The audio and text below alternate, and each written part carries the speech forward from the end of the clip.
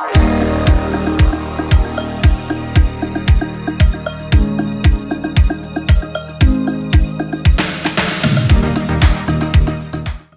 everybody, Kevin Crouch here with KTX Transport. I want to let you know there is a warehouse here in Waxahachie, located just south of Dallas, with 45,000 plus square feet of space that can help you grow your business.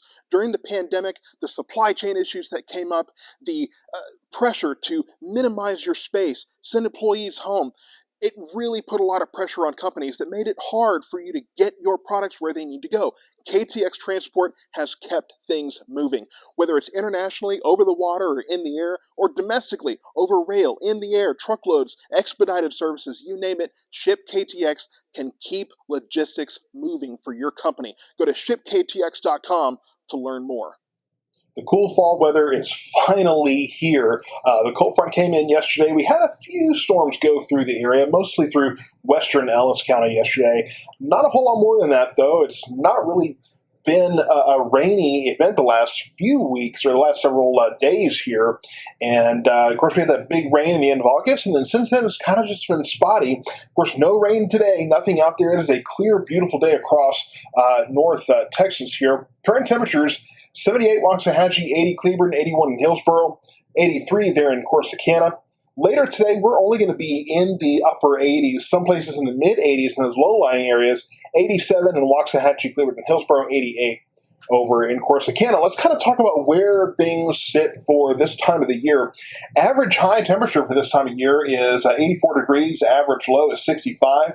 Record high is 95 in 2019. The record low, though, is 57 in 2012. So not that much lower, really, than where we're going to be at right now. Today, of course, 87 degrees is the high, and the low is going to be 60. So we're not that far away, really, from the average and the record there. So not a lot of, leeway either way there on the average or the records. We're pretty much just kind of right around where we should be for this time of year. Let's talk about what's going on around the region. Of course, we have that cold front that just came through, and I'm sure you can see the red behind me. That, of course, is the hurricane we'll be talking about next, but not much happening. We've got this cold front down here. We're behind that, so we've got those north winds coming in, and that's going to make things very, very pleasant today and really the rest of the week. So let's talk about Hurricane Ian. You can see it churning here in the Caribbean, headed into the Gulf of Mexico, going to be crossing Cuba there, and then the current track still has it going just north of Tampa, up really between the Tampa area and Panama City there. So that will continue to move north. A couple of things to note here. One, a few things really, is this does look to be a category, at least a Category 4 hurricane before it makes landfall. Now, it does look like it will weaken a bit before it does actually make landfall, and then, of course, weaken very quickly once it is over land. And that's pretty normal, but that could spare some of the Florida coast from some of the worst of this storm. Now, the other thing to keep in mind is this is expected to be a large storm. I mean, you can see it is a considerable size already, and it's nowhere near the strength that it will be. So this will be a large storm. It's going to continue to move northward, and as it does, Florida will be on the north and east side of the storm. There is going to be plenty of rain.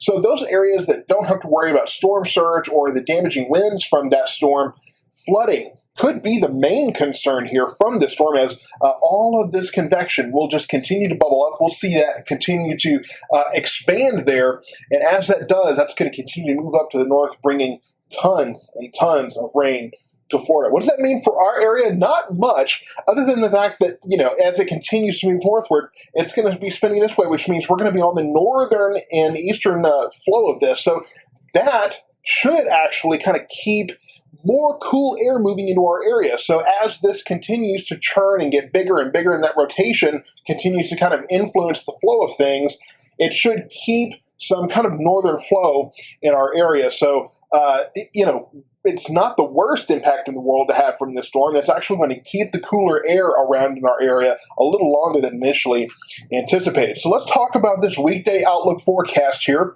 Today, sunny skies, 87 degrees, pretty much similar Tuesday. We could have some stronger winds today. North winds 10 to 15 miles per hour. We could see some gusts up to 20 miles per hour. The only thing that concerns me is that we haven't had any rain for the last couple of weeks or so, and that could mean that we could be looking at some dry areas across the area, having some fire danger increased across the area.